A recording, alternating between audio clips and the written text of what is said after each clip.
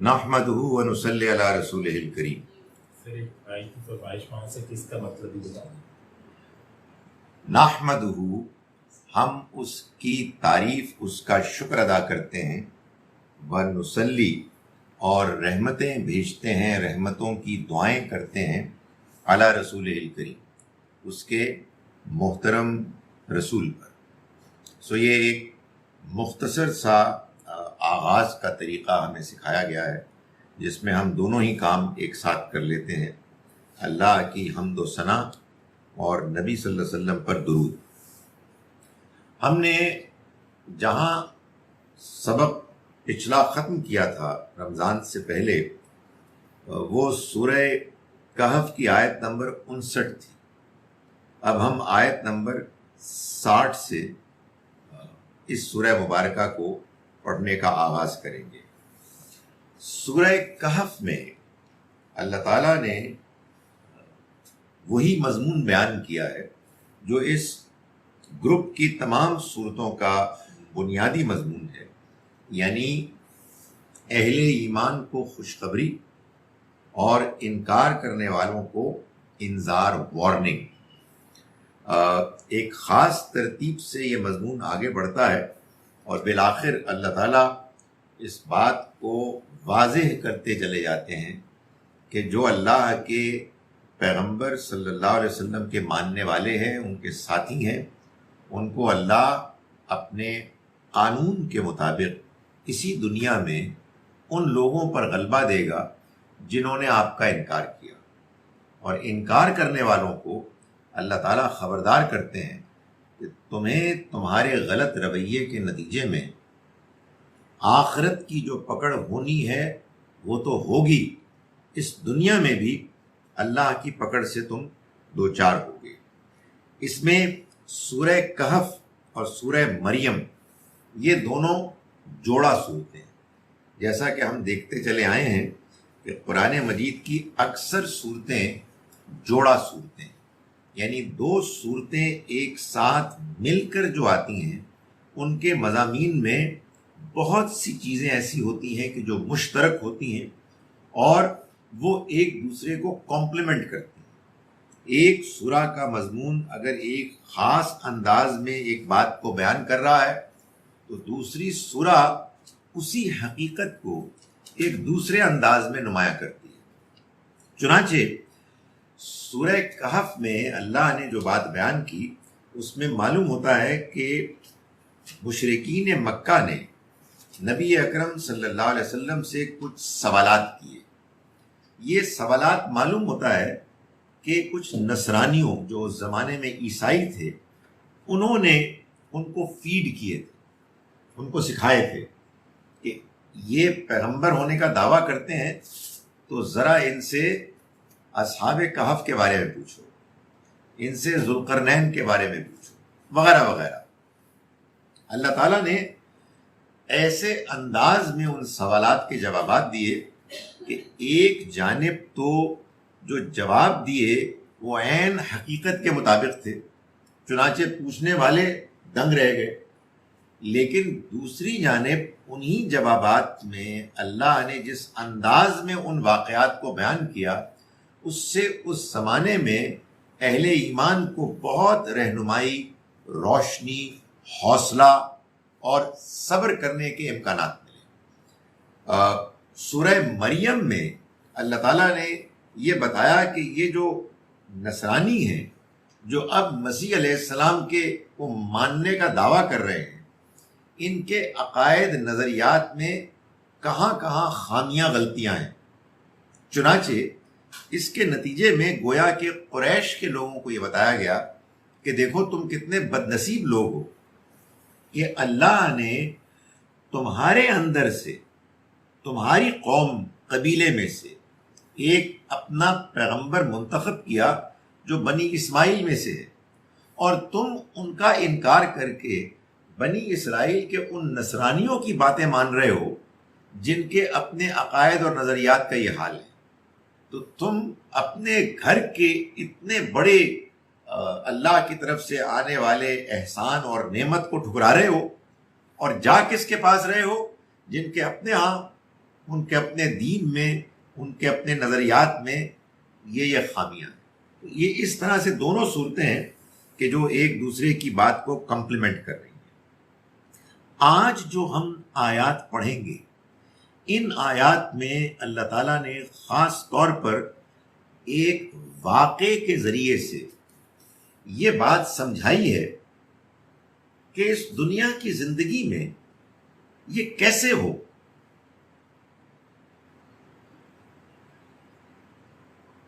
اس دنیا کی زندگی میں یہ کیسے ہو کہ ہم صبر کریں۔ یعنی دنیا میں مسائل ہوتے ہیں، دنیا میں پریشانیاں ہوتی ہیں، عجیب و غریب قسم کے واقعات ہوتے ہیں، اور انسان گھبرا اٹھتا ہے، انسان پریشان ہو جاتا ہے، انسان کہتا ہے کہ یہ کیا عجیب ہنگامہ ہے، یہ کیا کارخانہ ہے کہ جس کی کوئی تک ہی سمجھ میں نہیں آتی۔ تو میں آخر کس بنیاد پر صبر کروں، میں کس بنیاد پر اپنے رب پر بھروسہ کروں۔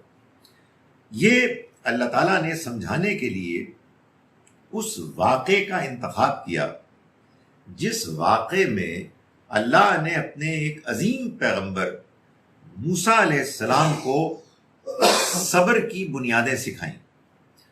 موسیٰ علیہ السلام کو ایک ایسی قوم سے واسطہ پڑنے والا تھا کہ جو قوم بہت زیادہ جھگڑالو تھی، بہت زیادہ اعتراض کرنے والی تھی، بہانے بنانے والے تھے، اور ان کے ساتھ رہ کر انسان کے لیے بڑا مشکل تھا کہ وہ ان کی حرکتوں کے باوجود اپنے اوپر قابو پائے۔ تو اللہ نے خصوصی طور پر موسیٰ علیہ السلام کی تربیت کے لیے ان کو اپنی قوم کے پاس بھیجنے سے پہلے یا کسی ابتدائی موقع پر یہ تجربہ کرایا۔ یہ تجربہ کیا ہے، اس کی حقیقت کیا ہے؟ دونوں امکانات ہیں۔ ایک امکان یہ بھی ہے کہ یہ ایک رویا خواب تھا، اور ایک امکان یہ بھی ہے کہ یہ ایک واقعی عالم دنیا میں ہونے والا ایک واقعہ تھا۔ دونوں صورتوں میں حقیقت ایک ہی ہے، اس لیے کہ پیغمبروں کا خواب بھی وہی ہوتی ہے۔ اس میں بھی جو کچھ دکھایا جاتا ہے وہ اتنا ہی ریئل ہوتا ہے جتنا کہ عالم واقعہ میں ریالٹی ہوتی ہے۔ چنانچہ اللہ تعالیٰ نے اس کی اور مثالیں بھی بیان کی۔ سورہ بنی اسرائیل میں ہم نے دیکھا کہ نبی اکرم صلی اللہ علیہ وسلم کے تجربے کے بارے میں بتایا کہ وہ بھی ایک رویا تھا۔ اس سے پہلے سورہ انعام میں ابراہیم علیہ السلام کے بارے میں اللہ تعالیٰ نے فرمایا کہ وَكَذَلِكَ نُرِي إِبْرَاهِيمَ مَلَكُوتَ السَّمَاوَاتِ وَالْأَرْضِ، اسی طرح سے ہم ابراہیم کو دکھاتے تھے آسمانوں اور زمین کی بادشاہت اور ہمارے اس میں فیصلے اور کرشمے۔ سو یہاں بھی ان دونوں میں سے کوئی ایک چیز ہے۔ ہماری یہ بڑی بدقسمتی ہے کہ ہم یہ سمجھتے ہیں کہ پیغمبروں کا خواب یہ کوئی خاص حیثیت نہیں رکھتا، واقعات ہوں زمین پر تب ہم ان سے متاثر ہوں گے۔ نہیں، اللہ تعالیٰ کے ہاں دونوں حقیقتیں یکساں ہیں، لیکن ہم کوئی فیصلہ نہیں کر سکتے کہ یہ ان دونوں میں سے کیا چیز تھی۔ اللہ تعالیٰ کا ارشاد ہے وَإِذْ قَالَ مُوسَىٰ لِفَتَاهُ، اور یاد کرو اس وقت کو کہ جب موسیٰ نے کہا اپنے نوجوان کو لا ابرح حتی ابلغ مجمع البحرین، میں نہیں ہٹوں گا یہاں تک کہ میں پہنچ جاؤں دو دریاؤں کے ملنے کی جگہ پر۔ یعنی یہ موسیٰ علیہ السلام نے اپنے ایک شاگرد کو کہا جو نوجوان تھے ان کے ساتھ کہ میں یہ کروں گا او امضیا حقبا، یا پھر میں سال ہا سال چلتا رہوں گا۔ یہ جو بیان ہے موسیٰ علیہ السلام کا، اس سے یہ معلوم ہوتا ہے کہ اللہ نے ان کو یہ بات سجھا دی تھی کہ تمہیں اب جانا ہے اور تمہیں کچھ چیزیں سیکھنی ہیں۔ میرا ایک بندہ تمہیں وہ باتیں سکھائے گا، تو چنانچہ تم ان سے ملاقات کرو گے اور وہ پھر تمہیں ان حقائق کو تم پر واضح کرے گا کہ جن حقائق کو تم عام کتابوں میں درس و تدریس کے ذریعے سے نہیں سمجھ سکتے۔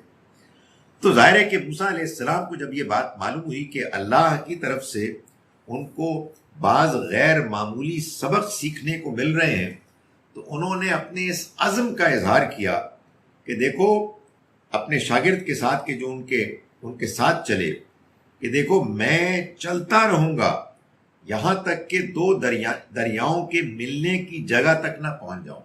معلوم ہوتا ہے کہ ان کو یہ بتایا گیا تھا کہ وہاں تم کو وہ بزرگ ملیں گے، یا پھر میں چلتا ہی رہوں، یعنی میں نہیں چھوڑوں گا۔ میرے اندر یہ عزم ہے، میرے اندر یہ جذبہ ہے کہ میں نے سیکھنا ہے، اور سیکھنے کی خاطر مجھے اب جو کچھ بھی کرنا پڑے میں کروں گا۔ میں اپنے اس سفر کو جاری رکھوں گا جب تک کہ میں سیکھ کر واپس نہ ہوں۔ تو معلوم یہ ہوتا ہے کہ اللہ تعالیٰ ایسے ہی حوصلہ مند لوگوں کو اپنے دین کا، اپنی حکمت کا، اس کائنات کے رازوں کا سراغ دیتے ہیں، انہی کو سکھاتے ہیں جو سیکھنے کے معاملے میں اتنے زیادہ سنجیدہ ہوتے ہیں۔ تو موسیٰ علیہ السلام نے اپنے اس عزم اور اپنی اس سنجیدگی کا اظہار کیا۔ فلما بلغا مجمع بینہما، پھر جب وہ ان دو دریاؤں کے ملنے کی جگہ پر پہنچے، نسیا حوتہما، تو وہ دونوں اپنی مچھلی کو بھول گئے۔ کون سی مچھلی؟ آگے چل کے معلوم ہوتا ہے کہ یہ وہ مچھلی تھی کہ جو ان کے ناشتے کا حصہ تھی۔ ناشتہ تھا ان کے پاس جس میں بھنی ہوئی مچھلی تھی، لیکن وہ بھول گئے اس کو۔ کیسے بھول گئے، کیا مطلب ہے، یہ آگے چل کے معلوم ہو رہا ہے۔ فَاتَّخَذَا سَبِيلَهُ فِي الْبَحْرِ سَرَبًا، تو اس نے دریا میں کچھ سرنگ ایسی لگائی کہ اس نے اپنا راستہ نکال لیا۔ یہ مچھلی کے بارے میں کہ وہ ان کے جو بھی تھا ٹفن کیریئر یا جو جس چیز میں بھی وہ لے کے گئے تھے ناشتہ، اس میں سے مچھلی نکلی اور دریا میں گھس گئی، بھنی ہوئی تھی۔ خدا کی طرف سے غیر معمولی واقعہ ہوا۔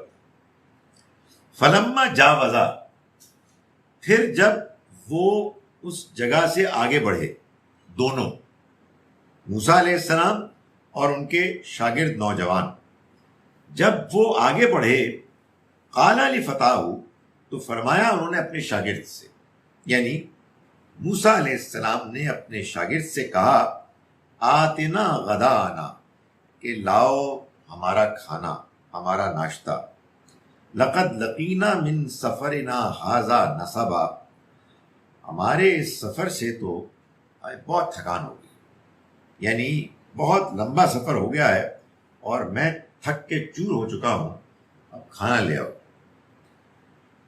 شاگرد نے اس موقع پہ کہا کہ ارائیتا از اوینا، کہ میں آپ سے کیا گزارش کروں، از اوینا الی الصخرہ، جب ہم اس چٹان کے پاس ٹھہرے ہوئے تھے، فإنی نسیت الحوت، تو میں مچھلی کو بھول گیا، یعنی مچھلی کا خیال میرے ذہن سے نکل گیا، وما انسانی الا الشیطان، اور مجھے نہیں بھلایا کسی نے سوائے شیطان کے، ان اذکرہ، کہ میں اس کا تذکرہ کرتا۔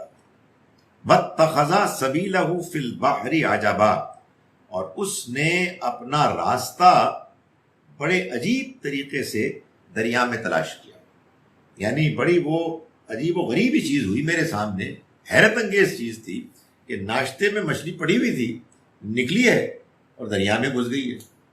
تو وہ کچھ شرمندہ سے تھے کہ میں آپ کو بتانا بھول گیا، اور یقیناً یہ شیطان نے مجھ کو بلایا۔ غلط کام جب ہم کرتے ہیں تو شیطان ہی کرواتا ہے، لیکن کرتے ہم ہی ہیں۔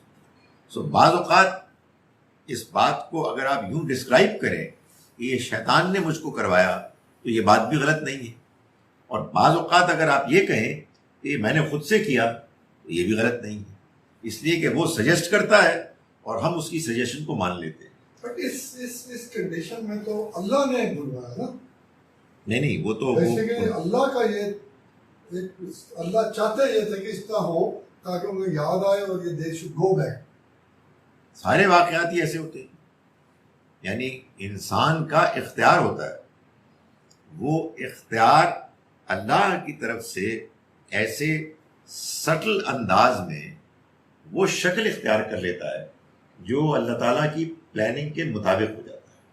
سو کچھ ایسے حالات بن گئے کہ جس میں شیطان نے اس کو، کہتے ہیں کہ مجھے بلا دیا، نوجوان نے کہا، اور اس مچھلی نے اپنی راہ نکالی دریا کے اندر داخل ہونے کے لیے عجیب طریقے سے.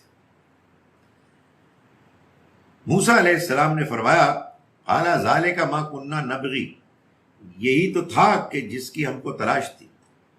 یعنی اسی واقعے کو تو میں ڈھونڈ رہا تھا، اس لیے کہ معلوم ہوتا ہے کہ موسیٰ علیہ السلام کو اللہ کی طرف سے یہ رہنمائی تھی کہ جب یہ عجیب و غریب واقعہ ہوگا تو یہی عین وہ جگہ ہوگی جہاں تمہیں اللہ کا وہ بندہ ملے گا کہ جس سے تمہاری ملاقات کرانی مطلوب ہے. تو فرمایا کہ قال ذالک ما کننا نبغی، موسیٰ علیہ السلام نے فرمایا کہ یہی تو وہ جگہ ہے جو ہم ڈھونڈ رہے تھے. فارتدا علی آثارہما قصصا، چنانچہ وہ دونوں اپنے نقش قدم دیکھتے ہوئے لوٹے، یعنی اس طرف واپس گئے جہاں سے مچھلی نے اپنا راستہ نکال کر دریا میں کود پڑی تھی. تو یہ دونوں اپنے نقش قدم کو ڈھونڈتے ہوئے اسی جگہ پر پہنچ گئے. تو کیا ہوا؟ فوجدا، تو ان دونوں نے پایا عبدم من عبادنا، ہمارے بندوں میں سے ایک بندے کو، آتیناہ رحمتم من عندنا، جس کو ہم نے دی رحمت اپنی طرف سے، وعلمناہ من لدنا علما، اور ہم نے سکھایا ان کو خاص اپنے پاس سے ایک علم. یہ وہ اللہ کے بندے ہیں جن کو خضر کہا جاتا ہے، خضر علیہ السلام، جن کے نام پر ہمارے میزبان صاحب آج بیٹھے خوش ہو رہے ہیں. سو یہ خضر ہیں جن کے بارے میں دو اوپینینز ہیں.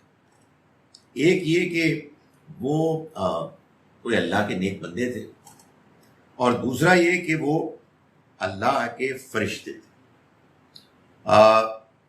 جو آگے کے واقعات بیان ہو رہے ہیں اس میں دوسری ہی بات صحیح لگتی ہے. یعنی اللہ اپنے دنیا میں معاملات کو نافذ کرنے کے لیے فرشتوں کا انتخاب کرتا ہے. اللہ کے فرشتے وہ کام کرتے ہیں کہ جن کاموں کے کرنے کا اللہ نے انسانوں کو اس کی اجازت نہیں دی. اللہ تعالیٰ اپنے معاملات کرتا ہے اپنے حکمت کے مطابق.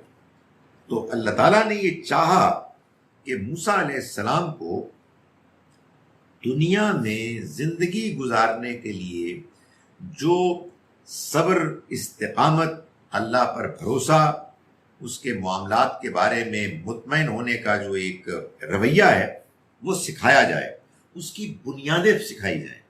تو چنانچہ اللہ نے ان کو اس سفر کا حکم دیا اور ان اللہ کے بندے سے ملاقات کرائی جن کے بارے میں فرمایا کہ ہم نے ان کو خاص اپنے پاس سے علم دیا.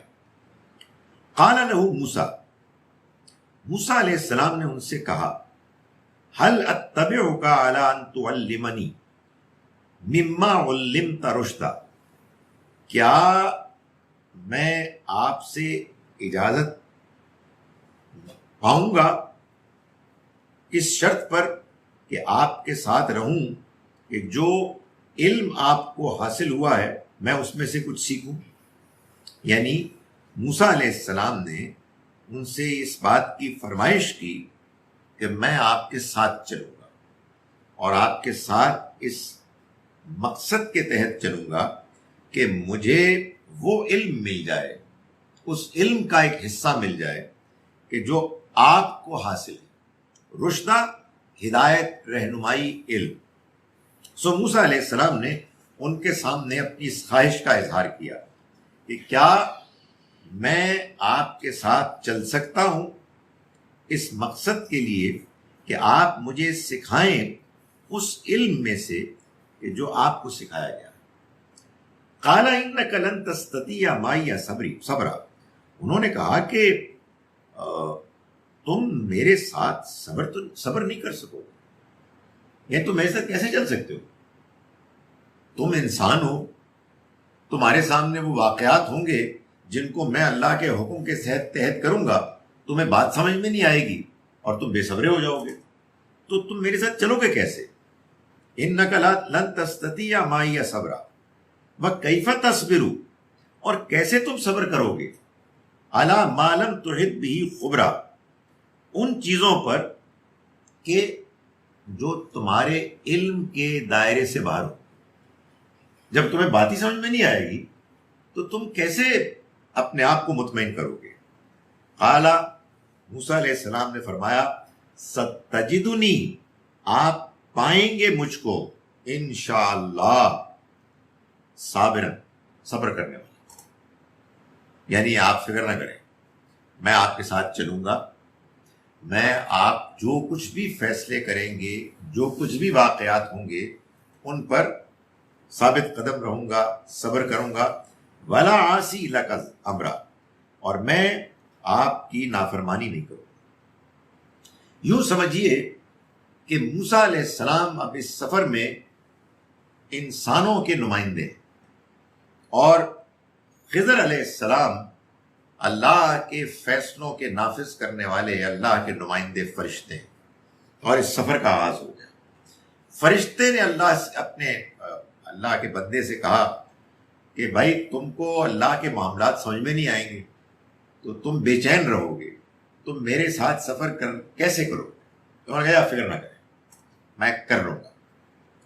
قال فإن اتبعتنی، تو انہوں نے کہا کہ اگر تم میرے ساتھ تم چلنا چاہتے ہو، میری پیروی کرنا چاہتے ہو، فلا تسألنی عن شیء، تو تم مجھ سے کسی چیز کے بارے میں پوچھنا نہیں.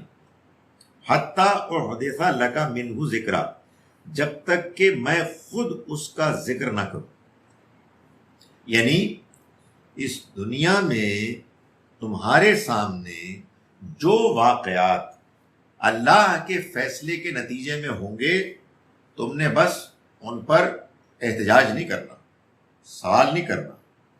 وہ ہوں گے اور تم نے خاموش رہنا ہے، ان پر صبر کرنا ہے، ان کو برداشت کرنا. ڈیل ہو گئی. موسیٰ علیہ السلام نے ایگری کر لیا. فانطلقا، چنانچہ وہ دونوں نکلے، یعنی دونوں نے سفر کا آغاز کیا. حتیٰ اذا رکبا، یہاں تک کہ وہ دونوں سوار ہوئے فی السفینہ، ایک کشتی میں. خرقا، تو انہوں نے اس میں چھید کر دیا. یعنی موسیٰ علیہ السلام اور خضر علیہ السلام کشتی پر سوار ہوئے، اس میں اور بھی لوگ سوار تھے، تو انہوں نے، حضرت خضر نے اس کشتی میں چھید کر دیا. قال اخرقتا، موسیٰ علیہ السلام نے فرمایا کہ آپ نے اس میں چھید کر دیا. لتغرق اہلہا، اس لیے کیا کہ یہ کشتی والے یہ ڈوب جائیں، ان کو ڈبو دیں آپ.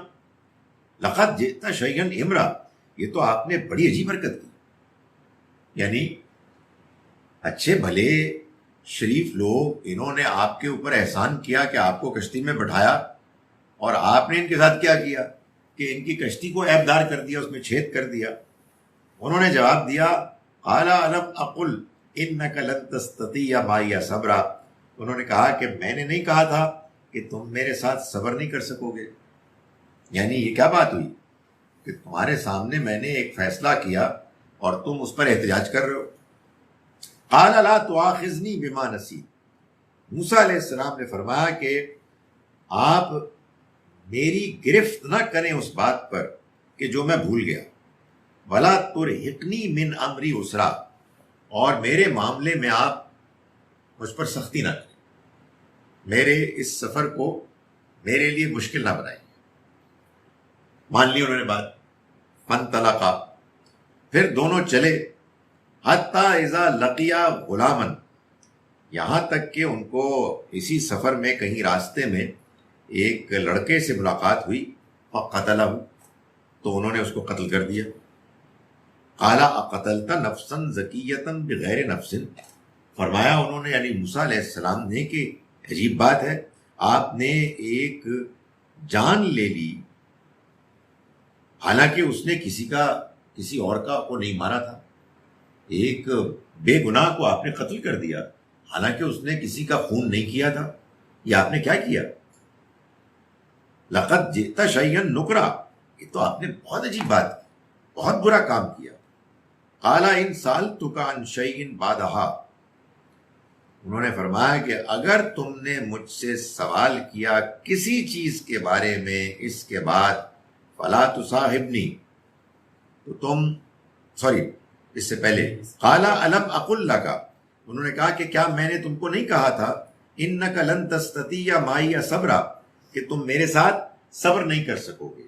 اور مزید انہوں نے کہا کہ قال ان سألتک، کہ اگر تم نے سوال کیا مجھ سے عن شیء کسی چیز کے بارے میں، بعدہا اس کے بعد، فلا تصاحبنی، تو تم پھر میرے ساتھ نہیں رہو گے، یعنی قد بلغت من لدنی عذرا، غلط ترجمہ کیا میں نے۔ قالا، انہوں نے فرمایا ان سألتک، اگر میں نے آپ سے سوال کیا، موسیٰ علیہ السلام فرما رہے ہیں، اگر میں نے آپ سے سوال کیا عن شیء کسی چیز کے بارے میں، بعدہا اس کے بعد، فلا تصاحبنی، تو آپ مجھے ساتھ نہ رکھیے گا۔ قد بلغت من لدنی عذرا، آپ میری طرف سے پھر اس عذر کو پہنچ گئے کہ جس کے بعد آپ کے اوپر کوئی ذمہ داری نہیں ہوگی کہ آپ مجھے اپنے ساتھ رکھیں، یعنی اس کے بعد پھر آپ جسٹیفائیڈ ہوں گے کہ آپ مجھے اپنے سے الگ کر لیں۔ فانطلقا، چنانچہ پھر وہ دونوں آگے بڑھے، حتی اذا اتیا اہل قریۃ، یہاں تک کہ جب وہ ایک ایسی بستی والوں میں پہنچے، استطعما، جن سے انہوں نے کھانا مانگا، استطعما اہلہا، ان کے اس بستی کے رہنے والوں سے انہوں نے کھانے کا مطالبہ کیا، فابوا ان یضیفوہما، تو انہوں نے ان کو کھانا کھلانے سے انکار کر دیا، ان کی مہمان نوازی سے وہ انکار کر دیا۔ یہ اس کو آپ معمولی بات نہ سمجھیں، یعنی ایسا نہیں تھا کہ ساتھ والے گھر سے کوئی صاحب آئے تھے، بلکہ اس زمانے میں مہمان ہونے کا مطلب یہ ہوتا تھا کہ دور دراز سے کوئی شخص آیا ہے، اس لیے کہ چھوٹی چھوٹی بستیاں ہوتی تھیں، تو کسی اور بستی سے اگر کوئی شخص آیا ہے تو تھک ہار کے لمبے سفر کے بعد بھوک پیاس سے نڈھال ہے اور وہ ڈیزرو کرتا ہے کہ اس کو کھانا دیا جائے۔ چنانچہ مہمان نوازی کرنا ایک بڑی نیکی کا کام تھا، اور اس سے گریز کرنا ایک بہت بڑی برائی سمجھی جاتی تھی۔ تو انہوں نے، ان بدتمیز لوگوں نے ان کو کھانا کھلانے سے انکار کر دیا، انہوں نے کھانا مانگا، ان کا ہمیں نہیں کھلانا۔ اس پر کیا ہوا کہ فوجد فیہا جدارن، تو انہوں نے وہاں دیکھی ایک دیوار، یرید ان ینقض، جو گرنے والی تھی، فاقامہ، تو اس نے وہ دیوار کھڑی کر، یعنی ایک دیوار تھی اسی بستی میں، بس معلوم ہوتا تھا گرنے والی ہے، اور حضرت خضر نے اس دیوار کو ٹھیک کر دیا، یعنی دوبارہ کھڑا کر دیا۔ قال لو شئت لاتخذت علیہ اجرا، فرمایا موسیٰ علیہ السلام نے کہ اگر آپ چاہتے تو اس پر آپ اجر لے سکتے تھے، مزدوری لے سکتے تھے۔ قال ھذا فراق بینی و بینک، تو انہوں نے کہا کہ یہ میرے اور تمہارے درمیان اب جدائی کا وقت آ گیا ہے، یعنی اب مزید میں تمہیں اپنے ساتھ نہیں رکھ سکتا۔ سأنبئک بتأویل ما لم تستطع علیہ صبرا، اب میں تمہیں ان باتوں کی حقیقت بتاتا ہوں جس پر تم صبر نہیں کر سکے۔ اس سے معلوم ہوا کہ ایسا نہیں ہے کہ ان دونوں کے درمیان اس سفر میں اب یہ آخری مقام اس لیے آ گیا کہ موسیٰ علیہ السلام نے اپنی بے صبری کا مظاہرہ کیا کئی موقعوں پر. وہ تو تھا ہی، وہ تو اصل میں منصوبے کا حصہ تھا، لیکن معلوم ہوتا ہے کہ اتنے واقعات ہو گئے کہ جو بہت کافی تھے موسیٰ علیہ السلام کو وہ بات بتانے کے لیے کہ جس کے لیے یہ سارا سفر اختیار کیا گیا، اس حقیقت کو سمجھانے کے لیے کہ جو حقیقت سمجھانا اصل میں مقصود تھی. چنانچہ انہوں نے ایک ایک کر کے اس سفر میں جو واقعات ہوئے، حیرت انگیز، سمجھ میں نہ آنے والے، جس پر ایک ایک کے بارے میں موسیٰ علیہ السلام نے احتجاج کیا، اب حضرت خضر نے ان میں سے ایک ایک کو بیان کیا، یعنی اس کی حقیقت کو. فرمایا اما السفینہ، جہاں تک معاملہ ہے کشتی کا، فکانت لمساکین یعملون فی البحر، یہ کچھ غریب لوگوں کی، مسکینوں کی کشتی تھی جو اسی پر محنت کرتے تھے، مزدوری کرتے تھے دریا میں، یعنی لوگوں کو لاتے لے جاتے تھے، اس سے مچھلیاں پکڑتے تھے، یہ ان کی کشتی تھی. فاردت ان عیبھا، تو میں نے چاہا کہ میں اسے عیبدار کر دوں. وکان وراءہم ملک، اور اس کے آگے ایک بادشاہ تھا، یاخذ کل سفینۃ، جو غصبہ، جو ہر کشتی کو زبردستی چھین رہا تھا. یعنی معلوم ہوتا ہے بادشاہ کی کوئی جنگی مہم تھی، اس میں اسے کشتیاں درکار تھیں اور وہ ہر کشتی کو زبردستی چھین رہا تھا. تو میرے اس کشتی کو عیبدار کرنے کے نتیجے میں اس کے کارندے، اس کے نمائندے جب آئے اور انہوں نے دیکھا یہ کشتی تو بیکار ہے، ایسی ٹوٹی پھوٹی ہے، یہ ہمارے کس کام آئے گی، تو چھوڑ کے چلے گئے. یہ میں نے چاہا کہ میں اس کو عیبدار کر دوں. آگے چل کے اللہ تعالیٰ یہ بتائیں گے کہ یہ سب کچھ حضرت خضر نے کیا اللہ کے حکم پر، اللہ کے فیصلے کو نافذ کیا. مگر اس کے باوجود وہ یہاں یہ کہہ رہے ہیں کہ میں نے ارادہ کیا. بظاہر ایسا لگتا ہے کہ اللہ نے ان کو صرف یہ بتایا کہ دیکھو بادشاہ ان کشتیوں کو سب کو زبردستی چھین لے گا، تو تم کوئی ایسا طریقہ اختیار کرو جس سے کشتی بچ جائے. تو اس کے جو تفصیلات ہیں وہ انہوں نے طے کی. یعنی بعض اوقات اس کا امکان ہے کہ اللہ تعالیٰ اپنے طور پر ایک نتیجے کو بیان کر دیں اور اس کے جو کارندے ہیں اس نتیجے کو حاصل کرنے کے لیے تفصیلات کو خود اپنے طور پر طے کریں. یہ اللہ تعالیٰ کے ہاں اپنے ان بندوں کے لیے ایک درجے کی فلیکسیبلٹی اور فریڈم ہے کہ جو اس نے دی ہوئی ہے. اپنے پیغمبروں کو بھی اللہ تعالیٰ جب رہنمائی کرتا ہے اور ان کو کچھ ٹارگٹس دیتا ہے اور یہ کہتا ہے کہ آپ فلاں مقصد کو حاصل کریں، تو اس میں پھر بہت ایسا ہوتا ہے کہ تفصیلات کو طے نہیں کرتا، ان پہ چھوڑ دیتا ہے. وہ اپنی ثواب دید، اپنے فہم، اپنی حکمت کے ساتھ کچھ چیزیں طے کرتے ہیں. وَأَمَّا الْغُلَامُ، اور جہاں تک اس لڑکے کا تعلق ہے، فَكَانَ أَبَوَاهُ مُؤْمِنَيْنِ، اس کے ماں باپ ایمان والے تھے. فَخَشِينَا أَن يُرْهِقَهُمَا طُغْيَانًا، سو ہمیں اندیشہ ہوا کہ کہیں وہ بڑا ہو کر طغیاناً سرکشی و کفرن اور ناشکری اور کفر سے ان کو تنگ نہ کرے، یہ ہمیں اندیشہ ہوا. فَأَرَدْنَا أَن يُبْدِلَهُمَا رَبُّهُمَا خَيْرًا مِّنْهُ زَكَاةً، سو ہم نے چاہا کہ ان کا رب انہیں اس کی جگہ پر ایک ایسی اولاد دے جو خیرم منہ، اس سے بہتر ہو، زکاتن پاکیزگی کے لحاظ سے، وَأَقْرَبَ رُحْمًا، اور زیادہ محبت اور شفقت کرنے والی ہو، ان خوبیوں سے وہ سرشار ہو، اس کے اندر موجود. اب وہ جو واحد تھا اب جمع بن گیا. پہلے انہوں نے کہا تھا کہ میں نے یہ ارادہ کیا، اب وہ یہ کہہ رہے ہیں کہ ہم نے یہ سوچا.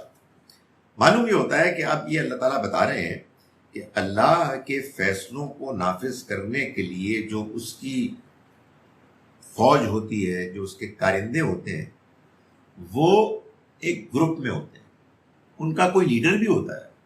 خضر علیہ السلام اس میں سب سے نمایاں تھے، مگر معلوم ہوتا ہے کہ اور بھی تھے، تو چنانچہ انہوں نے جمع کا صیغہ اختیار کیا کہ ہم نے یہ چاہا کہ ہمارا رب ان کو اس کی جگہ پر، اس بیٹے کی جگہ پر کہ جس کے بارے میں اس کا شدید اندیشہ تھا کہ وہ بڑا ہو کے سرکش بنے گا، نافرمان بنے گا، ہم نے چاہا کہ ان کا رب ان کے لیے اس کی جگہ پر کوئی ایسی اولاد دے کہ جو ان کے لیے بہتر ثابت ہو، پاکیزگی کے لحاظ سے، فرما برداری کے لحاظ سے۔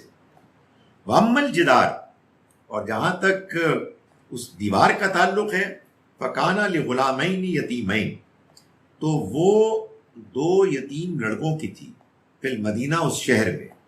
وَكَانَ تَحْتَهُ كَنْزٌ لَهُمَا، اور اس دیوار کے نیچے ایک خزانہ تھا، دفینہ۔ وَكَانَ أَبُوهُمَا صَالِحًا، اور ان کا باپ ایک نیک آدمی تھا۔ یعنی اس نے اپنی زندگی میں یہ خیال کرتے ہوئے کہ اب میری موت قریب ہے، میرے بچے چھوٹے ہیں، اس نے ان کے لیے، ان کی ضرورتوں کو پورا کرنے کے لیے جو کچھ پونجی اس کے پاس تھی، اس نے اس کو زمین میں دفن کر دیا اور دیوار کھڑی کر دی۔ اب وہ دیوار گرنے والی تھی۔ فرمایا فَأَرَادَ رَبُّكَ أَن يَبْلُغَا أَشُدَّهُمَا، تو ارادہ کیا تمہارے رب نے، فیصلہ کیا تمہارے رب نے کہ وہ دونوں پہنچیں اپنی جوانی کو، وَيَسْتَخْرِجَا كَنْزَهُمَا، اور وہ اپنے اس دفینے کو خود نکال لیں۔ رَحْمَةً مِّن رَبِّكَ، یہ تمہارے رب کی عنایت سے سب کچھ ہوا۔ وَمَا فَعَلْتُهُ عَنْ أَمْرِي، یہ کام میں نے اپنی مرضی سے نہیں کیا۔ ذَلِكَ تَعْوِيلُ مَا لَمْ تَسْتَطِعْ عَلَيْهِ صَبْرًا، یہ ہے ان باتوں کی حقیقت جن پر تم صبر نہیں کر سکے۔ یہ ہے جناب واقعہ۔ اب اس واقعے کا کیا مطلب ہے؟ پہلے تو یہ جان لیں کہ یہ، جیسا کہ میں نے شروع میں بتایا کہ موسیٰ علیہ السلام کو اللہ تعالیٰ ایک تجربے سے گزار کے یہ سکھانا چاہتے تھے کہ اس دنیا کی زندگی میں انسان کیسے صبر کرے۔ اللہ تعالیٰ نے جو اس سفر کے نتیجے میں ان کو حقیقت سکھائی، اس میں چند باتیں ہیں جو سمجھ میں آتی ہیں۔ پہلی چیز یہ سمجھ میں آتی ہے کہ دنیا میں جو واقعات بھی ہو رہے ہیں، اچھے بظاہر یا برے، سب اللہ کا فیصلہ ہے۔ اللہ کے فیصلے کے مطابق معاملات ہو رہے ہیں، کوئی چیز اس کے کنٹرول سے باہر نہیں ہے۔ ایسا نہیں ہے کہ اس کی کائنات میں دھاندلی ہو رہی ہے اور وہ بے بس ہے۔ اللہ ہے کہ جو ہر چیز پر غالب ہے، وہی ہے کہ جو معاملات کو چلا رہا ہے۔ دوسری بات یہ معلوم ہوتی ہے کہ اللہ کے کسی فیصلے میں ایسا نہیں ہے کہ کوئی اصلاً شر ہے، کوئی برائی ہے۔ اللہ کے ہر فیصلے میں حکمت ہوتی ہے۔ اگر کہیں بظاہر برے لوگوں کو سہولت مل رہی ہے، آسانیاں مل رہی ہیں، ان کو بظاہر ترقی حاصل ہو رہی ہے، تو یہ اس لیے نہیں ہے کہ اللہ کو وہ برے پسند ہیں یا نعوذ باللہ اللہ بے بس ہے، بلکہ یہ اس لیے ہے کہ اللہ کے ہاں ایک وسیع تر منصوبہ ہے، ایک لانگ ٹرم پلان ہے، جس منصوبے کے پیش نظر وہ کچھ چیزوں کو، کچھ حقائق کو نمودار کرنے کے لیے تیاری کر رہا ہے۔ اس لیے انسان کو اس چیز کو دیکھ کر مایوس نہیں ہونا چاہیے کہ دنیا میں بعض لوگ ہیں جو نافرمان ہیں، برے ہیں، دھاندلی مچا رہے ہیں، غنڈہ گردی کر رہے ہیں، تو ایسا کیوں ہو رہا ہے؟ نہیں، اللہ تعالیٰ کا اپنا ایک پلان ہے، اس کے ہاں اپنا ایک ٹائم فریم ہے جس کے مطابق وہ لوگوں کو موقع فراہم کرتا ہے، ڈھیل دیتا ہے، کچھ اور حقیقتوں کو وجود میں لانے دیتا ہے، اور اس کے ہاں ایک بالا تر حکمت ہے کہ جس کو کبھی نظر انداز نہیں کرنا چاہیے۔ اور اگر اچھے نیک لوگوں کو مشکلات آ رہی ہیں، وہ تکالیف سے دوچار ہیں، تو اس کا یہ مطلب نہیں ہے کہ اللہ نے ان کو ابینڈن کر دیا یا اللہ کے ہاں وہ ناپسندیدہ ہیں، نہیں، بلکہ اس سے جو چیز سمجھنی چاہیے وہ یہ ہے کہ اللہ کے ہاں ان کے لیے ان مسائل، ان مشکلات سے آگے آسانیاں ہیں، کامیابیاں ہیں۔ اللہ نے ان کے بارے میں جو طے کیا ہوا ہے وہ بھی خیر ہی ہے۔ سارے فیصلے اللہ کے ہوتے ہیں، الٹیمیٹلی اللہ کا کوئی فیصلہ غلط نہیں ہوتا۔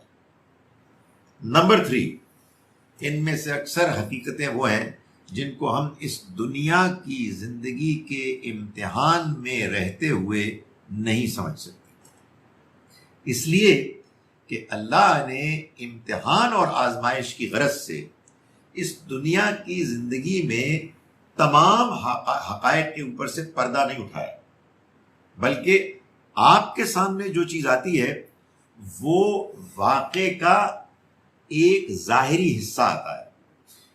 واقعے کے پیچھے خدا تعالیٰ کی پوری سکیم نہیں آتی۔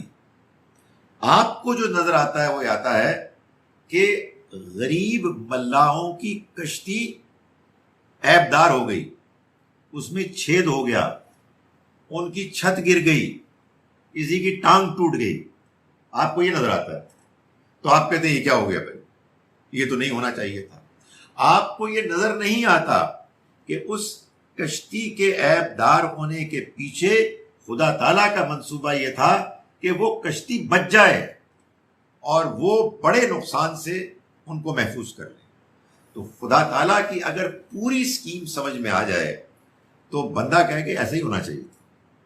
یہی واقعہ، یہی معاملہ ہے جو ایک بچے کے معاملے میں ہوا کہ بچہ تھا، ظاہر بچے مر جاتے ہیں، تو اللہ تعالیٰ نے فرمایا کہ اگر یہ بڑا ہوتا ان کو ان کے لیے مشکلات، پریشانیوں کا باعث بنتا، تو اللہ تعالیٰ نے ان کو اس سے محفوظ کیا اور ان کے لیے خیر کہیں اور سے برآمد کر دیا، ان کے لیے ان کو اور اولاد دے دی۔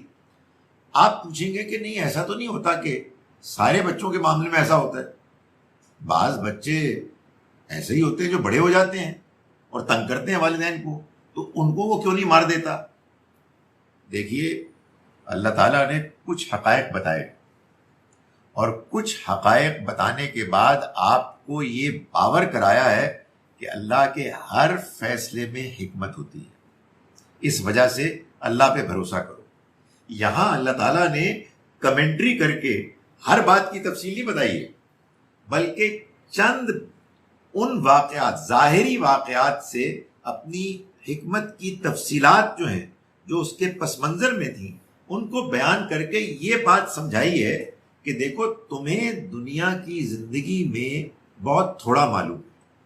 اگر تمہیں سب کچھ معلوم ہو جائے کہ جو خدا کا علم، اس کا پلان، اس کی حکمت ہے، تو تم کسی خدا کے فیصلے کے بارے میں پریشان نہ ہو، بے چین نہ ہو۔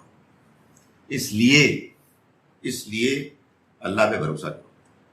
یہ بھروسہ اندھا بہرا بھروسہ نہیں ہے، یہ بھروسہ اس ذات پر بھروسہ ہے کہ جس کے بارے میں یہ بات طے شدہ ہے کہ اس کا کوئی فیصلہ غلط نہیں ہوتا۔ اور اس کو آپ دیکھیں کیسے عمدہ خوبصورت طریقے سے سمجھایا کہ موسیٰ علیہ السلام کو ایک اپنے بندے فرشتے کے ساتھ سفر کرایا، چند واقعات ایسے ہوئے کہ جن واقعات کو دیکھ کر وہ بے چین ہو گئے اور انہوں نے اس پر احتجاج کیا، اور بالآخر ان کو سمجھایا گیا کہ دیکھو ان واقعات کی تفصیل یہ ہے، اس وجہ سے اپنے اس رب پر بھروسہ کرو جو اس دنیا کو چلا رہا ہے، جس کے اس دنیا کے چلانے میں جو فیصلہ بھی ہوتا ہے وہ حکمت پر مبنی ہوتا ہے، مگر چونکہ یہ دنیا کی زندگی ایک آزمائش اور امتحان ہے، اس لیے وہ تمہیں ان واقعات کی پوری تفصیلات نہیں بتاتا اور تم سے اس کی توقع کرتا ہے کہ تم صبر کرو، اس پر اعتماد کرو اور ثابت قدم رہو۔ تو یہ ہے اصل میں لب لباب۔ چنانچہ کہیں بھی کوئی ایسا واقعہ ہو تو یہی 2-3 باتیں بیان کر دینی چاہیے۔ آپ بھی جا کے تقریر کریں اور کہیں جناب بہنوں اور بھائیوں، میں آپ کو چند باتیں بتا رہا ہوں۔ ایک یہ کہ یہ جو آپ کے ساتھ واقعہ ہوا ہے یہ اللہ کا فیصلہ تھا۔ یعنی میں بعض اوقات جب کہیں کوئی دنیا سے رخصت ہوتا ہے اور لوگ کہتے ہیں جی آ کے کوئی دعا کریں، کوئی بات کریں، تو میں یہی کہتا ہوں کہ یہ جو دنیا سے رخصت ہوئے ہیں یہ اللہ کا فیصلہ تھا۔ جس دن یہ دنیا میں تشریف لائے تھے اسی دن اپنے موت کا وقت لے کر آئے تھے، اس لیے یہ کوئی عجیب بات ہوئی نہیں۔ وہ آپ کے لیے عجیب بات ہوئی، آپ کو پتہ نہیں تھا، اللہ میں پہلے سے ہی پتا تھا۔ تو یہ جان لیں کہ یہ ایک دن کیا ایک لمحہ اس سے آگے نہیں زندہ رہ سکتے تھے، اور ایک لمحہ اس سے پہلے فوت نہیں ہو سکتے تھے۔ اس کے ہاں یہ منصوبہ طے تھا، پوائنٹ نمبر 1۔ پوائنٹ نمبر 2 یہ کہ ان کے لیے ان کی موت کا وقت یہی سب سے بہترین تھا۔ آپ کو یہ نہیں معلوم، ہم کو یہ نہیں معلوم، اللہ کو یہ معلوم۔ اللہ کوئی کام غلط کرتا ہی نہیں، اس کا کوئی کام حکمت سے خالی نہیں ہوتا، البتہ ہمیں اس کا علم نہیں ہوتا، اس وجہ سے ہم بے چین ہوتے ہیں۔ تو ہماری بے چینی کی نمائندگی کی موسیٰ علیہ السلام نے ہر اس طرح کے موقع پر کہا یہ کیا کر دیا آپ نے، یہ تو آپ کو نہیں کرنا چاہیے تھا، یہ تو اچھے بھلے آپ نے ایک بچے کو آپ نے مار دیا، ایک کشتی تھی اس کو آپ نے اس میں چھید کر دیا، وہ بدتمیز لوگوں کی آپ نے دیوار ٹھیک کر دی۔ تو ان کو جب بات سمجھائی گئی تو معلوم ہو گیا کہ اللہ جو ہمارا خالق اور مالک ہے، جو اس دنیا کو چلا رہا ہے، اس کی کنٹرول میں سب کچھ ہے۔ نمبر 1، وہ جو کچھ کرتا ہے وہ حکمت سے خالی نہیں ہوتا، ہر چیز میں حکمت ہوتی ہے۔ نمبر 2، اور ہمیں اس حکمت کا بھی معلوم نہیں ہے۔ نمبر 3، جب معلوم ہو جائے گا اور کہیں کتنے بیوقوف لوگ بھی آپ جائے، تو بڑی بات سادہ سی بات تھی، خدا تعالیٰ کا فیصلہ تھا، خدا کا فیصلہ غلط نہیں ہو سکتا۔ سو اگر وہ فیصلہ آپ کو پوری تفصیل کے ساتھ بتا دے تو پھر امتحان کیا ہوا؟ پھر آپ کے لیے تو اس دنیا میں آزمائش ختم ہو گئی۔ تو میرے اور آپ کے اس دنیا کی زندگی کا امتحان اصل میں امتحان ہے ہی اس وجہ سے کہ ہم غیب کو نہیں دیکھ سکتے، غیب کے پردوں کے پیچھے نہیں دیکھ سکتے، خدا کی پوری اسکیم ہمارے سامنے نہیں ہے، اس وجہ سے ہم چیزوں کے بارے میں پریشان ہوتے ہیں۔ معلوم یہ ہوا کہ ابتدائی پریشانی تو ہوگی، لیکن اس کے بعد بندہ کہے گا کہ ویٹ اے منٹ، یہ کیا کس نے؟ اللہ میں نے کیا ہے، ٹھیک ہے، گل مک گئی، اس کا فیصلہ تھا، اس کا فیصلہ سر آنکھوں پر، اس لیے کہ یہ ہم کو معلوم ہے کہ اس کا فیصلہ غلط نہیں ہو سکتا۔ تو اب میں ان آیات کا ترجمہ آپ کے سامنے ایک مرتبہ پھر کر رہا ہوں۔ ہم نے آج سورہ کہف کی آیت نمبر 60 سے پڑھنا شروع کیا۔ یہ جو آیات ہیں یہ سٹینڈ الون بھی کسی موقع پر بھی کسی بیان تقریر کے لیے بڑی موضوع آیات کہ آپ نے ان آیات کو پڑھا اور آپ نے ان کا ترجمہ بیان کیا اور آپ نے لوگوں کو بتایا کہ دیکھیں اس حقیقت کو آپ سمجھ لیں۔ حقیقت واقعہ یہ ہے کہ اس کی ضرورت تمام انسانوں کو ہے، یہ ہماری ضرورت ہے، اور اس کو ریمائنڈ کرانے کی بار بار ضرورت پیش آتی ہے، اس لیے کہ ظاہر ہے انسان اس دنیا کو دیکھتا ہے، اس دنیا سے آگے نہیں دیکھتا۔ بسم اللہ الرحمن الرحیم۔ وَإِذْ قَالَ مُوسَىٰ، اور یاد کرو اس موقع کو کہ جب کہا موسیٰ نے لِفَتَاهُ اپنے شاگرد سے، لا ابرح، میں نہیں ہٹوں گا، حتیٰ ابلغ مجمع البحرین، یہاں تک کہ میں دو دریاؤں کے ملنے کی جگہ تک نہ پہنچ جاؤں، او امضی حقبا، یا پھر میں مسلسل سال ہا سال چلتا ہی رہوں۔ فلما بلغ مجمع بینہما، پھر جب وہ پہنچے ان دونوں دریاؤں کے سنگم جمع ہونے کی جگہ پر، نسیا ہوتا ہما، تو دونوں ان کی مچھلی کو بھول گئے، اپنی مچھلی کو جو ساتھ لائے تھے، فاتخذ سبیلہ فی البحر سربا، تو اس نے اپنا راستہ نکالا دریا کی طرف عجیب طریقے سے، یعنی کچھ سرنگ سی بنا کر. فلما جاوزا، پھر جب وہ دونوں آگے نکلے، قال لفتاہ، تو موسیٰ علیہ السلام نے اپنے نوجوان سے کہا، آتنا غداءنا، لاؤ ہمارا کھانا ناشتہ، لقد لقینا من سفرنا ھذا نصبا، ہمیں تو اس سفر سے بہت تھکان ہوئی. قال ارأیت اذ اوینا، شاگرد نے کہا کہ اصل میں معلوم ہے ہوا یہ کہ جب اذ اوینا الی الصخرہ، جب ہم نے اس چٹان پر کچھ سہارا لیا تھا، ہم اس پہ ٹھہرے تھے، تو فإنی نسیت الحوت، تو میں مچھلی بھول گیا. وما انسانیہ الا الشیطان ان اذکر، اور نہیں بھلایا مجھے اس کو سوائے شیطان نے اس بات سے کہ میں اس کا تذکرہ کروں. واتخذ سبیلہ فی البحر عجبا، اور اس نے اپنا راستہ نکالا دریا کی طرف جانے کے لیے عجیب طریقے سے.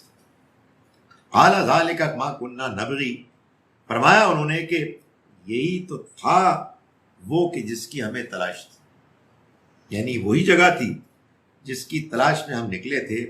فارتدا علی آثارہما قصصا، تو دونوں پلٹے اپنے قدموں کے نشانوں کو دیکھتے ہوئے، اس کو فالو کرتے ہوئے پیچھے کی طرف. فوجد عبدا من عبادنا، تو ان دونوں نے پایا ایک بندے کو ہمارے بندوں میں سے، آتیناہ رحمتن، جس کو ہم نے دی رحمت، من عندنا، اپنے پاس سے، وعلمناہ من لدنا علما، اور ہم نے ان کو سکھایا خاص اپنے پاس سے ایک علم. یہ جو من لدنا علما ہے، اسی سے وہ اصطلاح ہے علم لدنی. سنا آپ نے نام؟ آپ خوش قسمت ہیں. علم لدنی ہمارے ہاں تصوف میں یہ ایک اصطلاح ہے کہ بعض لوگوں کو علم لدنی ملتی ہے. بھئی اگر آپ اس واقعے میں ایک چیز ایڈ کر لیں کہ خضر علیہ السلام انسان تھے، تو ایک اور دنیا بن جائے گی. پھر اس طرح کے انسان اور بھی ہوں گے. میں نے ابھی کچھ عرصے پہلے ایک مشہور آدمی ہے، میں ان کا نام نہیں لیتا، ان کے بارے میں کسی نے مجھے بتایا کہ کیا کہنے ہیں ان کے پاس تو خضر علیہ السلام کی طرح کے کئی لوگ ہیں، ایسے ایسے واقعات کرتے ہیں. تو یہ وہ علم لدنی ہے، خاص اللہ کے پاس سے ملتا ہے. تو آپ ان کو بنا لیں انسان اور یہ سارے واقعات دیکھ لیں. اس کے بعد اگر کوئی مثال کے طور پر اللہ والا کسی بندے کو مار دے، نماز نہ پڑھے، کسی کے ساتھ زیادتی کرے، تو اسی کون ہوتے ہو؟ آپ ہوتے کون ہیں؟ یہ ہے مسئلہ. اور میرے آپ شیطان وار کرتا ہے وہاں سے کہ پھر بندہ حیران رہ جاتا ہے. قرآن کو سپورٹ میں لے آتے ہیں یہاں پر. لیکن اب تم میں عباد ہی نہ آیا ایک بندے کو ہمارے بندوں میں سے اللہ بھی نے تو آزمائش میں ڈالنا تھا. یہاں پر مجھے بھی جب گزرتے ہوئے لگا تھا کہ صوفیزم کی بنیاد کی ادھر سے تو نہیں شروع، حالانکہ مجھے بالکل علم نہیں تھا یہی سے ہوئی. یعنی یہ بھی اس کی ایک سپورٹنگ آرگومنٹ ہے. لیکن اللہ نے فرشتوں کو قرآن مجید میں اپنا بندہ بتایا ہے، بیان کیا ہے. تو آپ مجھے یہ بتائیے کہ ایک مرتبہ آپ اس چیز کو مان لیں کہ ایک بزرگ جو ہے نا، جب بہت پہنچ جانے سے اللہ کے پاس پہنچ جائے روحانی طور پر، علم لدنی ہوگی، پھر بندے ماننا ان کے لیے کوئی پرابلم نہیں. لیکن سر وہ پیغمبروں سے بھی اوپر ہو جاتے ہاں، یہ بات بھی یہ بھی ہے. لیکن پیغمبروں سے بھی اوپر ہو جاتے ہیں. لیکن اس کے بعد ایک ان کو پرابلم ہوتی ہے کہ نبی صلی اللہ علیہ وسلم کے بارے میں کیا کہیں. نہیں، وہ سب سے بڑے ولی تھے، وہ یہ کہتے ہیں تاکہ اس طرح کا کوئی اعتراض ہو تو اس کو شٹ اپ کر دو. پیغمبر ہوتے ہیں وہ ولی بھی ہوتے ہیں اور یوں کرتے ہیں. جی ہاں، وہ حضرت علی سے ملایا جاتا ہے. اچھا جناب، یہ تو ایک فٹ نوٹ پہ تھا. دیکھیں اس میں زیادہ دلچسپی نہ لیں، ترجمے میں دلچسپی ہے. یہ تو ایک محض آپ کی توجہ اپنی طرف مائل کرنے کے لیے میں نے ایک آپ کو ایک درمیان میں ایک بات سنائیے. قال له موسیٰ، ان سے کہا موسیٰ نے، هل اتبعک علی ان تعلمنی مما علمت رشدا، کیا میں آپ کے ساتھ چل سکتا ہوں اس شرط پہ کہ آپ سکھائیں مجھ کو اس علم میں سے کہ جو آپ کو سکھایا گیا ہے، اس رہنمائی، اس ہدایت کی روشنی میں سے. قال، انہوں نے فرمایا، انک لن تستطیع معی صبرا، دیکھو تم میرے ساتھ صبر نہیں کر سکو گے. وکیف تصبر، اور تم کیسے صبر کرو گے، الا بل ما لم تحط به خبرا، جبکہ تمہارے سے وہ چیزیں جو ہوں گی وہ تمہارے علم سے باہر سے، یعنی جو چیز تمہارے دائرہ علم سے باہر ہوگی اس پر تم صبر کیسے کر سکو. یہ ہے اصل میں مسئلہ. ہمیں بات سمجھ میں نہیں آتی، اس کو کیا ہو گیا ہے، اس کو ایسے نہیں ہونا چاہیے تھا. کیوں؟ اس لیے کہ ہمارا اپنا ایک خیال ہوتا ہے کہ نارمل زندگی ایسی ہوتی ہے، بندے کو اصل میں اتنی عمر گزارنی چاہیے، بندے کو صحت مند ہونا چاہیے، کاروبار کامیاب ہونا چاہیے. تو آدمی کو سمجھ میں نہیں آتا کہ اچانک کیا ہو گیا. بھائی اچھا بھلا تھا، وہ اس کا کام ہونا چاہیے تھا، عجیب گڑبڑ ہو گئی. نارمل تو طریقہ یہ ہے کہ اس میرے بچے کے ساتھ یہ معاملہ ہو، لیکن اس کے ساتھ یہ کیا ہو رہا ہے، تو بندے کو سمجھ میں نہیں آتی. تو انہوں نے کہا خضر علیہ السلام نے کہ تم صبر کیسے کر سکو گے، اس لیے کہ جو کچھ ہوگا وہ تو تمہارے علم کے دائرے سے باہر ہوگا. تو فرمایا انہوں نے کہ اعلیٰ ستجدنی انشاءاللہ صابرا، آپ یقیناً پائیں گے مجھ کو صبر کرنے والا، ولا عاصی لک امرا، اور میں آپ کے معاملے میں نافرمانی نہیں کروں گا. قال فإن اتبعتنی، تو انہوں نے کہا کہ اگر تم میرے ساتھ چلنا ہی چاہتے ہو، میری پیروی کرنا ہی چاہتے ہو، فلا تسألنی عن شیء، تو مجھ سے سوال نہ کرنا کسی چیز کے بارے میں، یعنی کوئی احتجاج نہ کرنا. حتیٰ احدث لک منہ ذکرا، جب تک کہ میں خود تم پر اس کی حقیقت واضح نہ کروں، اس کا تذکرہ نہ کروں. فانطلقا، چنانچہ وہ نکلے. حتیٰ اذا رکبا فی السفینہ، یہاں تک کہ جب وہ دونوں سوار ہو گئے ایک کشتی پر، خرقہا، انہوں نے اس میں چھید کر دیا. قال خرقتہا لتغرق اہلہا، موسیٰ علیہ السلام نے فرمایا کہ کیا آپ نے عیبدار کیا اس کو تاکہ آپ ان کو اس میں غرق کر دیں، ڈبو دیں. لقد جئت شیئا امرا، آپ نے تو بڑی عجیب سنگین بات کی، بڑی عجیب حرکت کی. قال الم اقل لک انک لن تستطیع معی صبرا، انہوں نے کہا کہ کیا میں نے تم کو نہیں کہا تھا کہ تم میرے ساتھ صبر نہیں کر سکو گے. قال لا تؤاخذنی، کہا کہ آپ مجھے نہ اس پر مواخذہ کریں، بما نسیت، اس چیز پر کہ جو میں بھول گیا.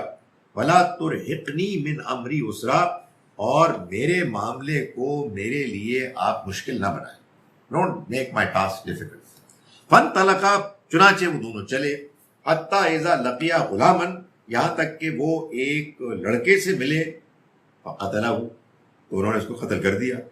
اعلیٰ قتلتا نفسا زکیتا بغیر نفس، انہوں نے کہا کہ کیا آپ نے ایک پاکیزہ معصوم جان کو قتل کر دیا بغیر اس کے کہ اس نے کوئی قتل کیا. لقد جئت شیئا نکرا، آپ نے تو بہت برا کام کیا. اعلیٰ الم اقل لک انک لن تستطیع معی صبرا، انہوں نے کہا کہ میں تم کو نہیں کہتا تھا کہ تم میرے ساتھ صبر نہیں کر سکو گے. قال ان سألتک عن شیء، انہوں نے کہا کہ اگر میں نے آپ سے اس کے بعد سوال کیا کسی چیز کے بارے میں، بعدہا، اس کے بعد، فلا تصاحبنی، تو میرے ساتھ، مجھے اپنے ساتھ نہ رکھیے گا. قد بلغت من لدنی عذرا، اس صورت میں آپ میری طرف سے عذر کی حد کو پہنچ گئے. فانطلقا، پھر وہ دونوں آگے بڑھے. حتیٰ اذا اتیا اہل قریۃ، یہاں تک کہ وہ پہنچے ایک بستی والوں کے پاس. استطعما، انہوں نے ان سے کھانا مانگا. استطعما اہلہا، انہوں نے کھانا مانگا اس بستی والوں سے، اس کے رہنے والوں سے. فابوا ان یضیفوہما، تو انہوں نے ان کی میزبانی کرنے سے انکار کر دیا، یعنی اتنے گھٹیا لوگ تھے وہ. وجد فیہا جدارا، تو انہوں نے پائی وہاں ایک دیوار. یرید ان ینقض، کہ جو گرنے والی تھی، جو چاہتی تھی، جو گرا چاہتی تھی، ہم بھی کہتے ہیں نا چاہتی تھی، گرنے والی تھی. فاقامہ، تو انہوں نے اس کو کھڑا کر دیا، یعنی اس کو دوبارہ ٹھیک کر دیا. قالا، موسیٰ علیہ السلام نے فرمایا لو شئت لاتخذت علیہ اجرا، آپ چاہتے تو اس پر آپ اجرت لے سکتے تھے. قال ھذا فراق بینی و بینک، انہوں نے کہا کہ یہ ہے موقع اب میرے اور تمہارے درمیان جدائی کا.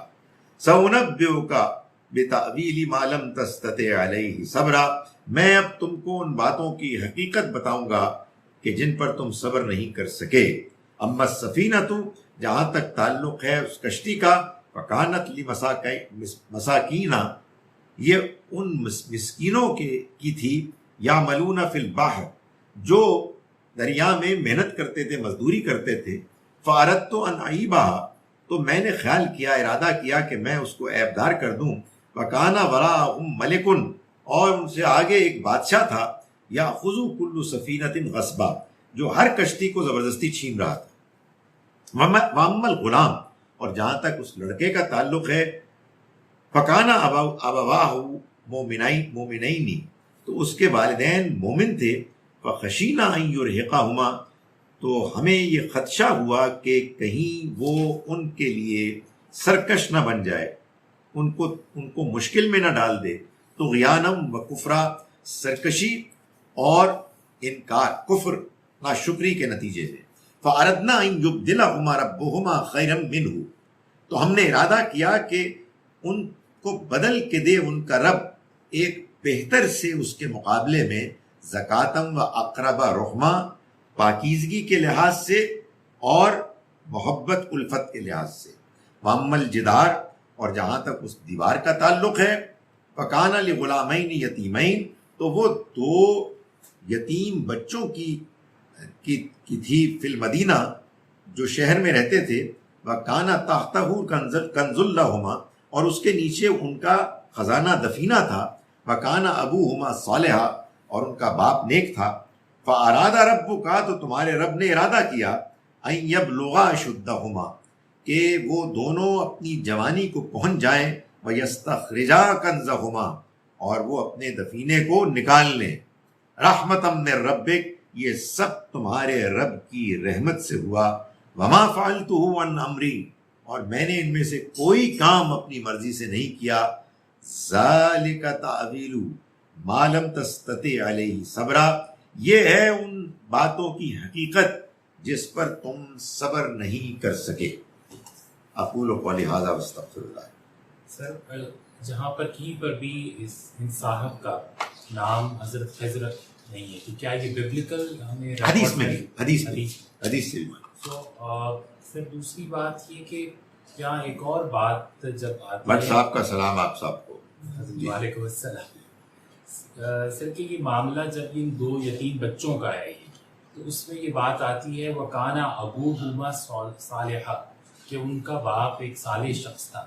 تو ایسا ہے، اس سے ہم مؤخذ کر سکتے ہیں کہ ماں باپ کی جو نیکیاں ہیں وہ آگے ان کنٹینویشن ان کا کوئی سلسلہ جاری رہتا ہے، اولاد پر اللہ اپنا خاص کوئی رحم کرم کرتا ہے.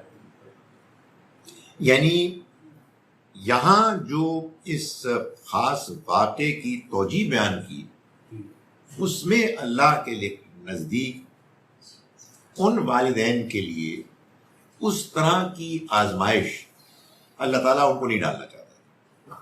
یعنی ایسا نہیں ہے کہ ہر نیک والدین کے ساتھ یہی ہوتا ہے. اللہ کی بالاتر حکمت میں ان دو نیک والدین کے لیے یہ والی آزمائش مناسب نہیں. سر یہ تیسرا واقعہ سر، جس کے اندر ان دو یتیم بچوں کی دیوار ہے اور ان کا والد کہا جا رہا ہے کہ کیونکہ ایک صالح شخص تھا، تو اس لیے یہ اللہ نے انتظام دیا. حضرت خضر یہ بیان کر رہے ہیں کہ کیونکہ ان کا باپ ایک صالح آدمی تھا. یہ بالکل ممکن ہے. دیکھیں، یہ بالکل ممکن ہے کہ انہوں نے والد صاحب نے بہت دعا کی ہو، اپنے بچوں کی بہتری کے لیے انہوں نے اللہ تعالیٰ سے استدعا کر کے دنیا سے رخصت ہوئے ہوں، اور اللہ نے ان کی اس بات کو سنا ہو اور اس کی قدر کی ہو. بالکل ممکن. تو یہ بالکل ہو سکتا ہے کہ بعض اوقات اللہ تعالیٰ اپنے نیک پسندیدہ بندوں کے لیے جو چیزیں ان کے اپنے قدرت اپنے امکان کی حد سے باہر ہوں وہ ان کے لیے پلاننگ کریں. تو یہ بالکل ہو سکتا ہے ایسا، اس سے معلوم ہوتا ہے. سر جو واقعہ ہے اس کو اگر جیسے اپنے آرمی کے بیک گراؤنڈ سے میں اس کو ریلیٹ کروں گا کہ وہاں پہ جب ہم ایکسرسائز کرتے تھے تو ایکسرسائز کی ایک سیٹنگ ہوا کرتی تھی. ٹھیک ہے. اس کا باقاعدہ پہلے سے ایک سمجھایا جاتا تھا پلان بنایا ہوتا تھا. بھائی یہ اس دائرے میں یہ ایکسرسائز کرنے ہم جا رہے ہیں، اور پھر جب اس کی ڈی بریفنگ ہوتی تھی اس میں پھر بیٹھ کے بتایا جاتا تھا کہ اس سب ایکسرسائز کا مقصود کیا تھا، کیا حاصل گفتگو یا حاصل تجربہ جو ہے. آپ اگر یہاں آ جائیں نا تو بڑا فائدہ ہو جائے قوم کو. بلکہ یہ بھی لے لیں. جی میں اپنا عرض کر رہا تھا کہ آرمی کے بیک گراؤنڈ سے اگر میں اس کو ریلیٹ کروں اس واقعے کو تو ایسے ہی لگ رہا ہے جس طرح ہمارے یہاں ایکسرسائزز کی سیٹنگز ہوا کرتی تھی پہلے باقاعدہ سمجھایا جاتا تھا جی کہ بھائی یہ جو ایکسرسائز کرنے ہم جا رہے ہیں جی یہ کس پیراڈائم یا کس پیرامیٹر میں کی جا رہی ہے. اور جب وہ ایکسرسائز ختم ہو جاتی تھی تو پھر اس میں سے بتایا جاتا تھا کہ ہر وہ کام جو آپ نے کیا یا نہ کر سکے اس میں آبجیکٹیوز کیا تھے اور اس میں کیا اچیو کیا اور کیا کھویا. صحیح. اب یہ بھی دیکھ کے تو ایسے ہی لگتا ہے نا کہ اس میں Absolutely. چیدہ کچھ باتوں کو اٹھایا گیا بالکل ٹھیک بات. اور اس میں کیا گیا.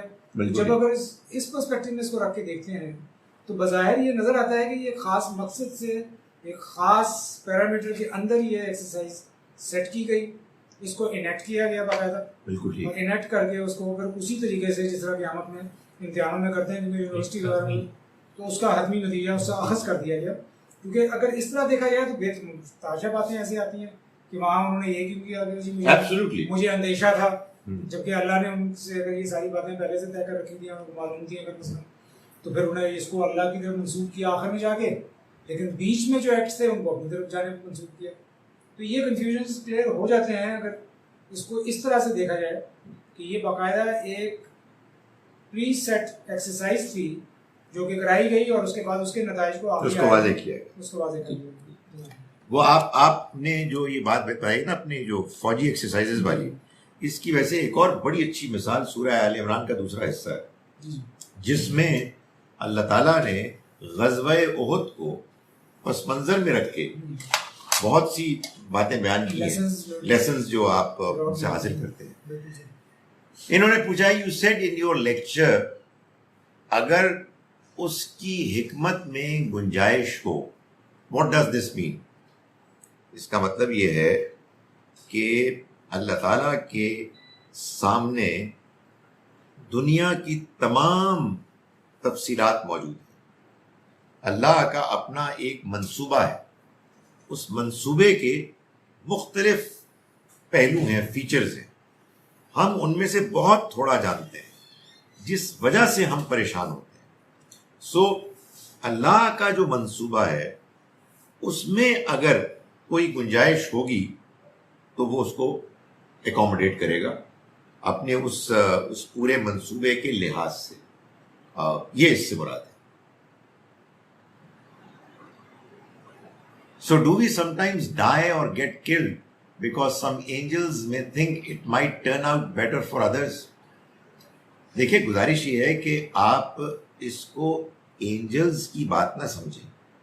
جو فرشتے ہوتے ہیں وہ اللہ کی بات کو امپلیمنٹ کرتے ہیں.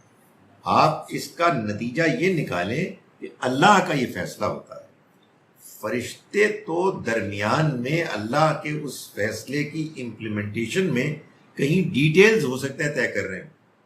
ان کے ہاتھ میں کچھ بھی نہیں ہے سوائے اللہ کا وہ پلان کہ جو اس کو نافذ کرتا ہے. یعنی یہ بات طے شدہ ہے کہ دنیا میں ہر کام اصل میں الٹیمیٹلی اللہ کا فیصلہ ہے، اللہ کی سینکشن ہے، اس کے منصوبے، اس کی اسکیم کا حصہ ہے. دنیا آزمائش کی جگہ ہے لیکن ہم اپنی زندگی کو بہتر بنانے کی کوشش کرتے رہتے ہیں. اس سچویشن میں صبر کو کیسے ڈیفائن کریں؟ دنیا آزمائش کی جگہ ہے، یہ بھی ایک حقیقت ہے. ہم اپنی زندگی کو بہتر بنانا چاہتے ہیں، یہ بھی کوئی حرج کی بات نہیں ہے، اس لیے کہ زندگی کو بہتر بنانے کا جذبہ اللہ ہی نے ہمارے اندر رکھا ہے.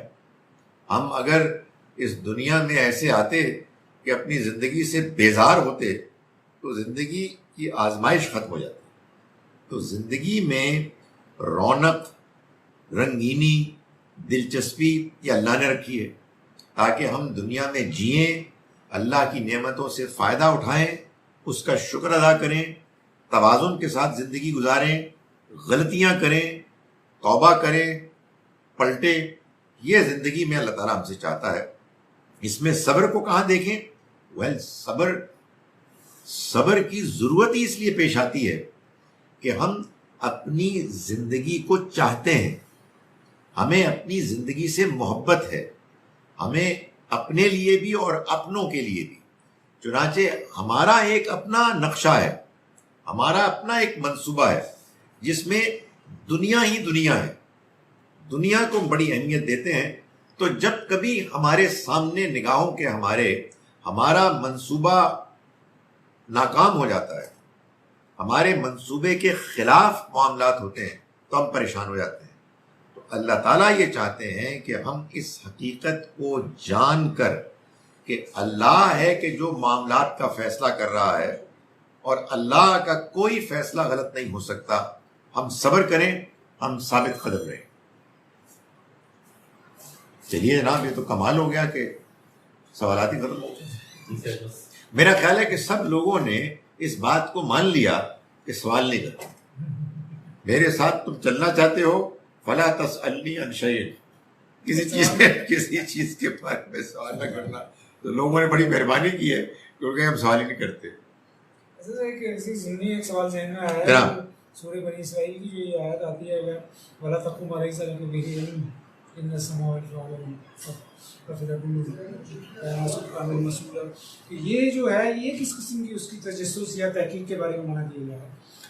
یعنی ایک تو یہ سامنے آئی نا ڈائمینشن آج کی ہماری اس میں، وہ کیا وہ جو کہ سورہ حجرات میں بیان ہوا ہے جی لا تقف ما لیس لکا بھی علم، مت اس چیز کی ٹوہ میں لگو، پیچھے پڑو جس کے لیے تمہارے پاس کوئی علم نہیں، جس کو حاصل کرنے کے لیے تمہارے پاس کوئی اخلاقی جواز نہیں، اس کے پیچھے پڑنے کی ضرورت۔ اس کا مطلب ظاہر ہے یہ نہیں ہے کہ آپ اس کائنات کے جو اللہ کی طرف سے راز ہیں، وہ کہ جو ہم سائنسی تحقیق سے تلاش کر سکتے ہیں، ان کے پیچھے نہ پڑو۔ نہیں، وہ معاملات کہ جن معاملات کو اگر تم جانو گے، ان کی ٹوہ میں لگو گے، تو اصل میں تم لوگوں کے بعض رائٹس کو پامال کرو گے، جس کو تمہیں حاصل کرنے کی کوئی ضرورت نہیں، تمہارے پاس کوئی اخلاقی جواز نہیں، ان چیزوں کی ٹوہ میں نہ لگو۔ یہاں یہ سمجھایا گیا ہے کہ تم ان چیزوں پر پریشان نہ ہو کہ جن چیزوں کے ہو جانے کے بعد اب واقعہ ہو گیا ہے لیکن تمہیں سمجھ میں نہیں آ رہا، یا تو تم اس کی کوئی توجیہ کر لو، تم کر نہیں سکتے ہو، تو اس لیے اس اللہ کی ذات پر بھروسہ کر کے کہ جو اس دنیا کو چلا رہا ہے، تم یہ مان لو، اس پر مطمئن ہو جاؤ کہ اللہ کا فیصلہ تھا اور اللہ کا فیصلہ کبھی غلط نہیں ہو سکتا۔ ایک آج سب بات کرتے ہیں، تو یہ جو آج ہم نے دو رکھی ہیں پاسبلٹیز کہ یہ جو صاحب تھے وہ فرشتہ بھی ہو سکتے ہیں اور وہ کوئی اللہ والے بھی تھے، تو اللہ والے ہونے سے تو پھر ایک اور راہ نکلنے کا امکان ہے۔ تو ایک درمیان میں عمومی لوگ بیان کرتے ہیں کہ وہ شاید پیغمبر تھے، کیونکہ اگر پیغمبر تھے تو پھر تو ان کو یہ علم ہو سکتا ہے غیب کا علم، کیونکہ ہماری یہ تو انڈرسٹینڈنگ ہے کہ اللہ جو چاہتا ہے اپنے پیغمبروں کو دکھاتا ہے اور بتاتا ہے۔ تو ایسا امکان بھی ہے کہ کیونکہ زیادہ تفاصیل کے اندر ان کو پیغمبر بتایا گیا کہ شاید وہ پیغمبر تھے۔ خضر علیہ السلام کے بارے میں دو امکانات ہیں کہ جو میں نے آپ کے سامنے بیان کیے۔ ایک یہ کہ وہ ایک فرشتے تھے، اور دوسرا یہ کہ کوئی اللہ کے ولی تھے، نیک بندے تھے۔ تو میں نے اس ترجیح کو واضح کیا کہ نہیں، وہ فرشتے تھے۔ آپ یہ سوال کر رہے ہیں کہ ایک تیسرا بھی تو امکان تھا کہ وہ تھے تو اللہ کے نیک بندے، مگر وہ نیک بندے کہ جو اللہ کے پیغمبر تھے۔ تو پیغمبروں کو تو اللہ تعالیٰ علم دیتا ہے۔ اس کا جواب یہ ہے کہ پیغمبروں کو اللہ غیب کا علم تو دیتا ہے، لیکن کسی غیر اخلاقی حرکت کرنے کی اجازت نہیں دیتا، کسی بندے کو مارنے کی اجازت نہیں دیتا جس کو مارنے کا کوئی جواز نہیں. وہ تو اخلاق کا اعلیٰ ترین نمونہ ہوتے ہیں. اس پر پلٹ کر آپ یہ سوال کر سکتے ہیں کہ پھر ابراہیم علیہ السلام نے اپنے بیٹے کو قربان کرنے کے لیے کیوں یہ فیصلہ کیا؟ اس کا جواب یہ ہے کہ اصل میں وہ ان کو جو خواب دکھایا گیا، اس خواب میں اللہ کی طرف سے جو اصل ان کو رہنمائی تھی وہ یہ تھی کہ انہیں اپنے اس بیٹے کو، جو ان کے اس وقت تک اکلوتے بیٹے تھے، انہیں اللہ کے گھر کے لیے خاص کرنا ہے، یعنی ان کی قربانی دینی ہے. انہیں دنیاوی تمام کاموں سے بالکل آزاد کر کے اس خاص مقصد کے لیے گویا کہ قربان کرنا. تو اس کو خواب کی شکل میں ایک یعنی آپ یہ میٹافوریکلی تمثیل کے انداز میں دکھایا گیا. ابراہیم علیہ السلام نے اس کے بارے میں اللہ کے ساتھ تعلق، اس میں جو ان کا خلوص تھا، اس کے پیش نظر اس کی میٹافوریکل توجیہ کو پسند نہیں کیا، اور لٹرل توجیہ جس پر اللہ تعالیٰ نے تعریف کی کہ قد صدقت رویا، تم نے تو اس کو بالکل صحیح کر دیا، لٹرل کر دیا. تو اگر فرض کیجئے کہ اللہ کیا مقصود ہوتا ان کو قربان کرنا، تو پھر بھیڑ کے آنے کا مقصد کیا تھا؟ پھر تو قربان ہو جانا چاہیے تھا. تو اللہ تعالیٰ کے ہاں یہ ہرگز نہیں ہے کہ وہ اپنے نیک بندوں کو اس کی اجازت دیتا ہے کہ وہ بندے مار دیں. آپ کہیں گے تو پھر ہمارے یہاں تو مارے تھے، صحابہ کرام نے جنگیں لڑی ہیں، کافروں کو قتل کیا ہے. نہیں، یہ بھی نہیں، ایسا بھی نہیں ہے. وہ جو قتل ہوا ہے وہ اللہ کا عذاب تھا، وہ اللہ کا فیصلہ تھا. تو اللہ تعالیٰ جب اپنا کوئی فیصلہ اس طرح سے وحی کے ذریعے سے نافذ کرواتا ہے تو یہ ایک الگ معاملہ ہوتا ہے. اسٹیٹس کا آ جاتا نا، اگر پیغمبر والے ہوتا ہے تو پھر تو پروٹوکول والا. جی، چنانچہ اسی پر ہماری آج کی اس کلاس کا خاتمہ. وہ لوگ قولی حاضر.